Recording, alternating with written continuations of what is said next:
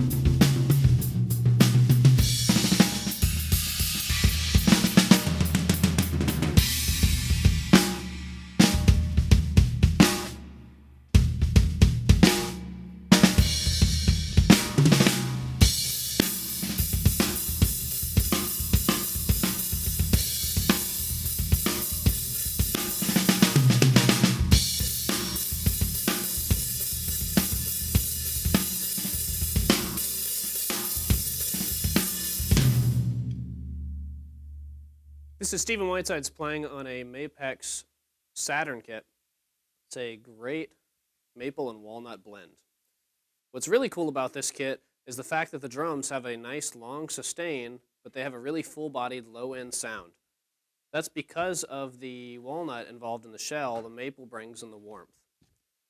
One of the other cool features, we can zoom in on one of the floor toms here, is that we have basically an upside-down lug suspension system, like what you'd see in a rack tom, kind of like a GTS mount, but for each floor tom leg. So we have less drilled into the floor tom shells. I feel like that brings a lot of body into those.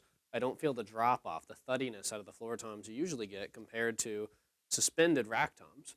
That's really cool. And on top of that, they've spring-loaded these floor tom feet on the floor tom legs so that you have a gasketed situation. You have like an air ride for your floor tom.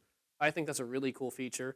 I didn't even realize it the first time that I played on one of these Mapex kits, and I think that's really cool. What an awesome innovation. I've never seen floor toms as well thought out as these Mapex ones as far as hardware and comfort go. I'm really happy with the snare switch. I found that this is a fairly quiet snare switch.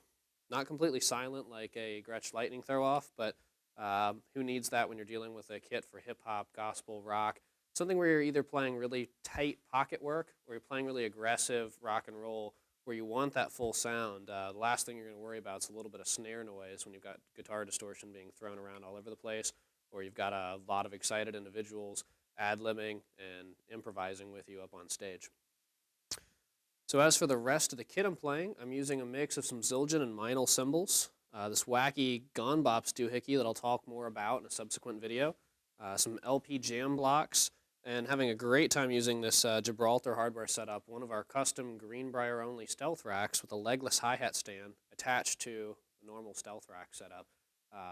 Just as awesome as using Mapex hardware, longer warranty, and personally I find it more comfortable. I always play my gigs on the Gibraltar stuff, but I really like the Mapex drums, and this is now one of my favorite kits I've ever shot a video on. Anyway, we're going to cut down to two SM81A overhead condenser mics, flat EQ now. Whereas the first half of the video was just designed to show you what it sounds like from inside this kit with a lot of fun goodies. This is an awesome professional grade kit, sounds very full, very warm. Cutting down to the condensers, I don't think you'll notice as much of a drop-off as you do with other kits.